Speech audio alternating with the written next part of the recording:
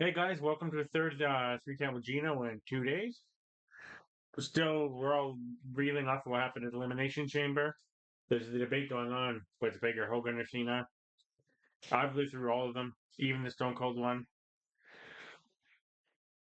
I think they're all different in different ways, but it's for a different podcast. We'll talk about it another day. Me personally, I think the Cena one is the best because Hogan was stale and dull, and I know it helped WCW change the future of wrestling for a little bit, and without it, there wouldn't have been the Monday Night Wars. But just the fact, I know fans called for it and we wanted it, but we wanted a lot of people to turn heel and never thought Cena would. And his last year, in his last run, Cena turns heel. I'm here for it all. But like I said, that's for another day, another podcast. Today is all about Monday Night Raw and what happened about 40 seconds ago, but we'll get to that when we get to that. All right, guys. Monday Night Raw opens up. They show the beautiful city of Buffalo, and then they show a quick little glance of Las Vegas. And I don't know if you guys saw the video, but Stone Cold's like Reno's only 400 miles from Vegas. Maybe there, maybe not. We wouldn't want to see Stone Cold in one last little kind of in-ring incident. Um, yeah. So we're 47 days away. We're 47 days and counting away from arguably probably the best WrestleMania.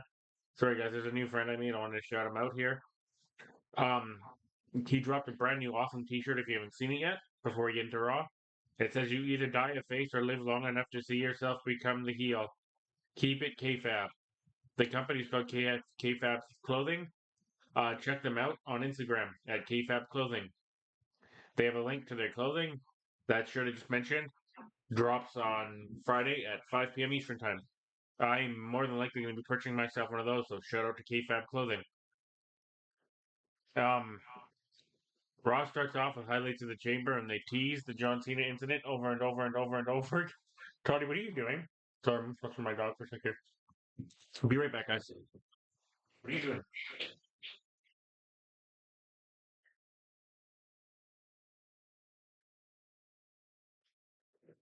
Sorry, guys, I had to go check on the dog. He's a little psychotic tonight.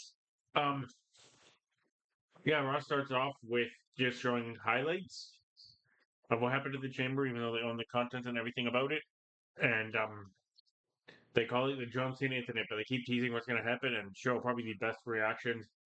They probably won't show mine on there because anyone that watched my live heard a whole bunch of f bombs from me and my buddy Colin and a whole bunch of other things, and out of shock because, like I said, and I've been watching wrestling for 40 years.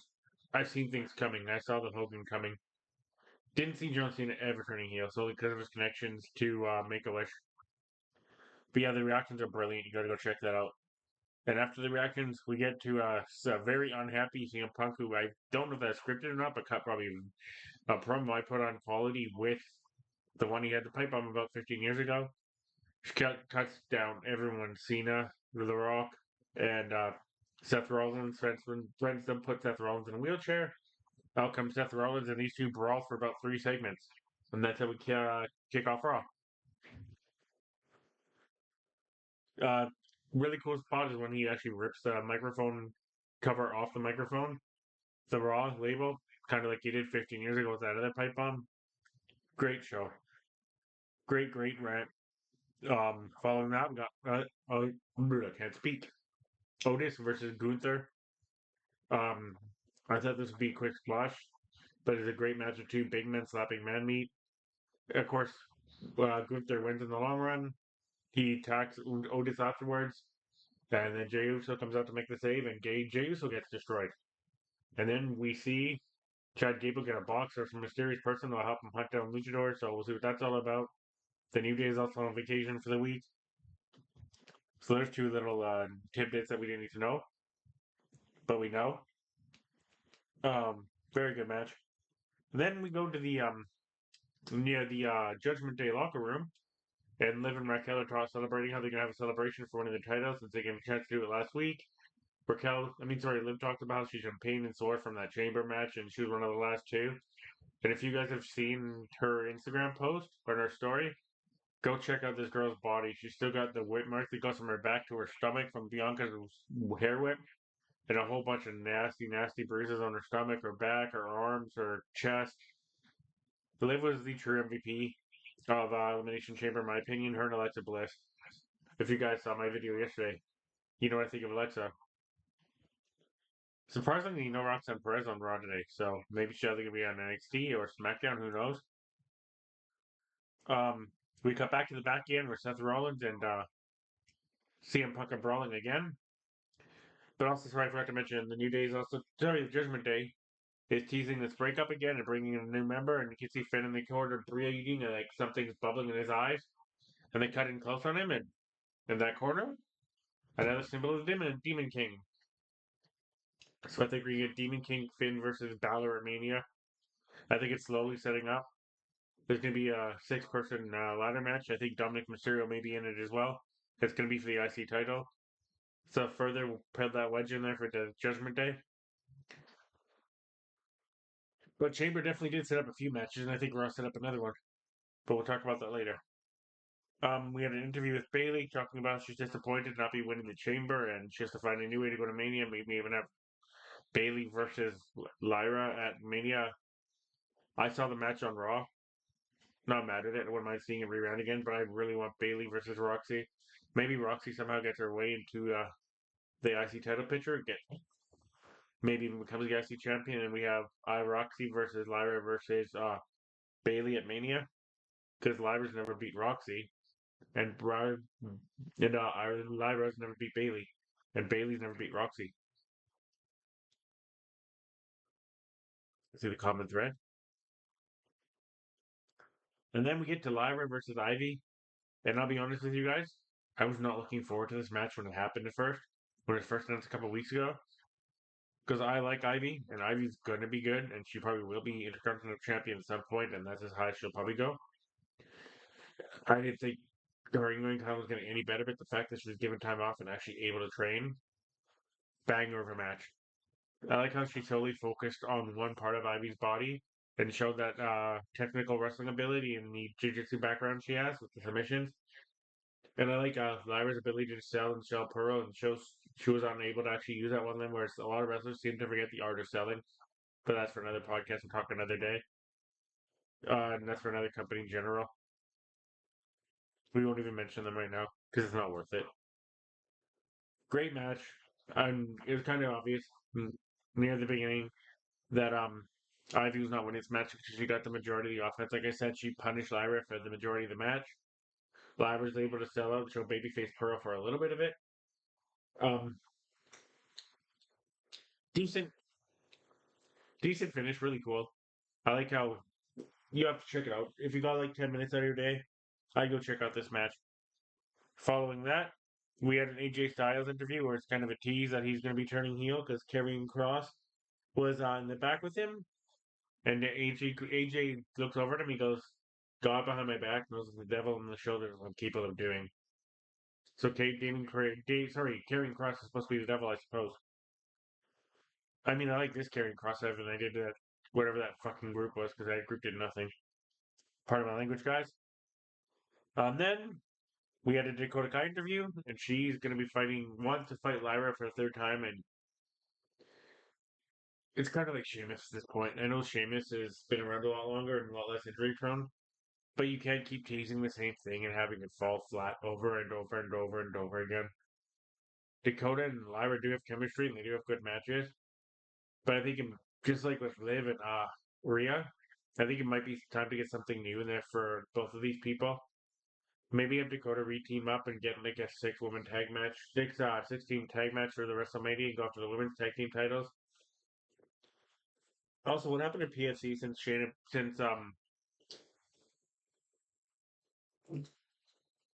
Daria, aka well, I can't think of her name now. Sonya Deville got fired. They don't do anything anymore. It's kind of a shame. They I like Shayna, but they've kind of buried Shayna at this point. And anybody that's ever listened to any of my videos knows my opinion of Zoe Sky. That girl's so uber talented. I wouldn't be upset if they were somehow to work out a. You know what? Let's do an intercontinental ladder match for the women too at Mania. First time ever. Hell, first time ever women's ladder match. Let's do it. Mania. Let's do Shayna. Look at me trying to be Booker here. Shayna, Zoe, Dakota, Bailey, Roxy, and Lyra. Who would be mad at that? Not me.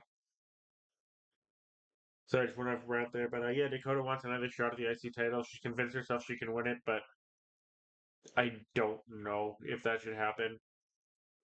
Then we cut to backstage, and Adam Pearce is forcing Seth Rollins to get in his van and stay there for the night due to the fact that next week, Madison Square Garden, obviously the main event, CM Punk and Seth Rollins, and this is where I expect Roman Reigns to get re-involved and take them both out. We're gonna have triple threat at Mania. That's just my theory and my theory alone. I could be completely wrong, but I think we're getting Seth versus Rollins versus Punk at Mania, and I think this is where the favorite comes in, and I think Roman's gonna have Seth pinned, and Paul Heyman's gonna turn on Roman and go back to CM Punk. My personal opinion. Once again, my opinion. I haven't heard anywhere else, but I think this is my theory, my thoughts. Following that, we had Ludwig Kaiser in the ring, cutting a little bit of a promo. Penta comes out, attacks Ludwig. So I guess next week we're gonna have Ludwig and Penta, and Pete doesn't longer this feud.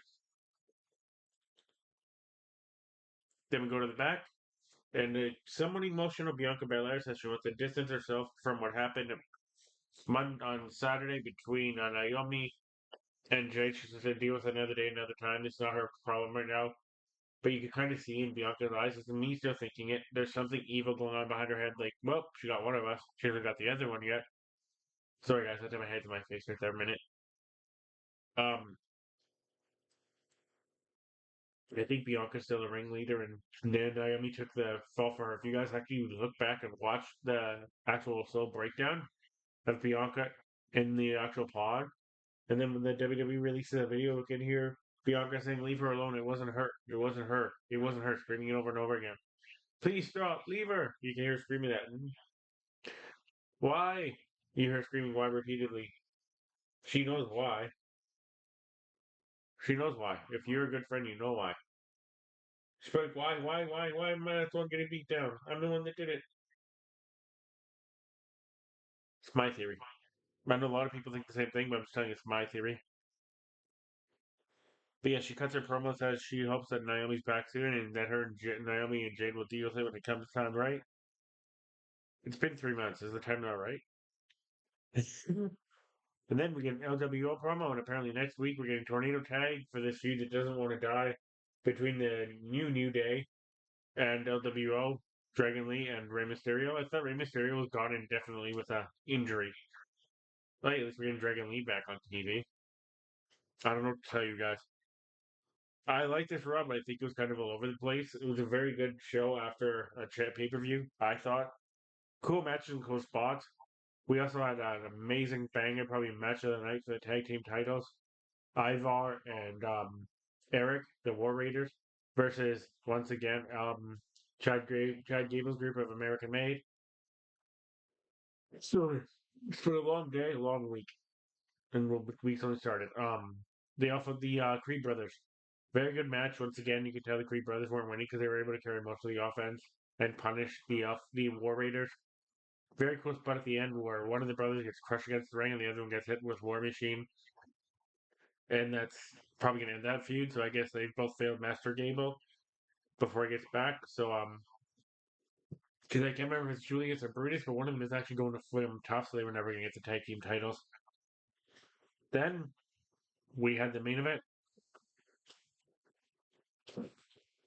So we had Finn come out and kind of challenge Braun and like a setup for the New Day. That's right, the Judgment Day to go after Braun. So many day groups in the WWE. I think they're obsessed with days. Maybe they'll have the end of days again or Happy Days. Inside joke if you get it. Um, uh, Braun rips everyone on Judgment Day and has again beat Finn with one head tie behind his back. Blah blah blah. Finn comes out, cuts a promo. Braun comes to the ring. Clearly a setup. In the end, Braun is the fastest human being I've ever seen as he takes out Carlito with a spear. He turns the corner around the ring post in about half a second, just absolutely obliterates Carlito as Dominic and Finn get away. I've seen Braun in person. This man's speed is something that can't be described. That's all I'm gonna say. And then the main event happened, and something I don't think anyone saw happening happened. Rhea Ripley's 0-3 coming into this match versus Io Sky. I'm gonna say if you have 20, 25 minutes out of your day, at least, sorry, 15 minutes at least, I'd say, to check it out, this might be contender for TV match of the year already, my opinion. There's a difference between TV matches and pay-per-view matches. They're different categories, but or even in the running for rookie match of the year, I know it's still recency bias, but Sami Zayn and Kevin Owens' match of the year, nothing will top it. Sorry guys, I had to cheer for a second. Um, Io Sky and Rhea Ripley went to war again. A lot of inside little tidbits and story being told in this match, include a lot of throwbacks. Eel even actually does all her damage control teammates' moves in one sequence as she hits Dakota Kai's kick, the insane apple, and the Oscar lock. Oscar's on her way back actually, so that's kind of cool. So is Kyrie, I believe. Both those girls have been injured for quite some time. And so it'll be cool to see the Kabuki Warriors back together. So I guess that means Dakota's not going to be going after the tag team titles because the Kabuki Warriors will be. Um, the Warriors, what are Warriors? Great. These two girls have so much chemistry together going back to their days in NXT. And there's actually one really cool spot outside that belonged with Bianca Belair.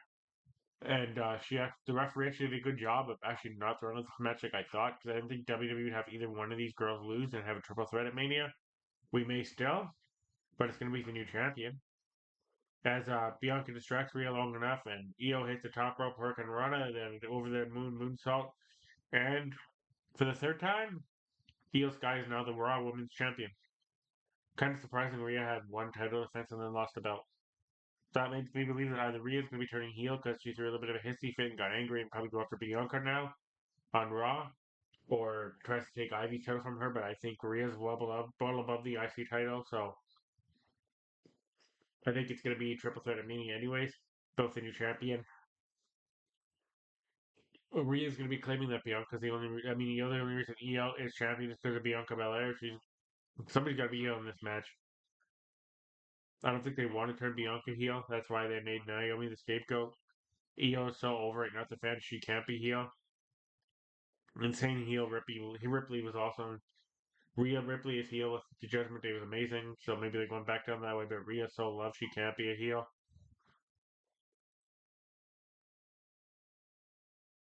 She's gonna be Bianca the Beast versus heel in this match. He's gonna do babyface versus babyface versus babyface. Like I said, decent Raw as a show. I'd probably give it like a 6 out of 10. It told some really good stories, wrapped up some other ones, led into some other ones. I think it's getting us closer and closer to Mania. I love the highlight packages with Cena. Just keep teasing and then finally show it. The only thing that's kind of weird is it's on Netflix and they own the rights to it. But on Elimination Chamber, they didn't bleep out to go fuck yourself. On Raw, they did. And also, apparently, I was reading a story that nobody besides maybe 5 people knew that John Cena was turning heel, so everyone's reaction was genuine. The announcers, the timekeepers, the referees, everybody but the 5 people in the ring. So that was brilliantly well done. Even I don't know if you guys saw the video afterwards, but even CM Punk's reaction, after he realizes what happened and he lost, he was getting up to the back by the referees. He has to be held back. He wants to go kick Cena's ass. Um, so obviously he wasn't on it. But great story, great secret. As a wrestling fan, I think this is the most excited I've been for wrestling in a long time. We've wanted this for 20 years, and people are on the fence about it. Some people are saying it's dumb. Some people are saying it's pointless. I think it's fucking brilliant. I absolutely love heel Cena. I'm actually gonna love heel Cena. And like I said, people are surprised, but Cena's been heel before. People forget it. It's just so long ago, and it's for such short a time. But the Doctor Thugonomics is back. Word life. This is basic thugonomics. All right, guys. I'll talk to you on Friday. Or actually, maybe before Friday, I may hit a top 10 list. I haven't decided yet. Peace.